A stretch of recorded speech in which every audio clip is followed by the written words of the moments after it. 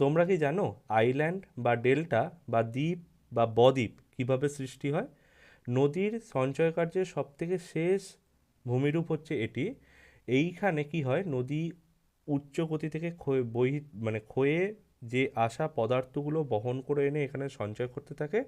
সঞ্চয়ের ফলে এক ধরনের দ্বীপ সৃষ্টি হয়, অর্থাৎ ওই সঞ্চিত পদার্থগুলো জলতলের ওপরে লক্ষ্য করা যায়। যদি নর্মালি ওপরে লক্ষ্য করা যায় তাহলে তাকে চর বলে, বালুচর বলে, বালু দ্বারা সৃষ্টি হওয়ার কারণে বালুচর বলা হয়।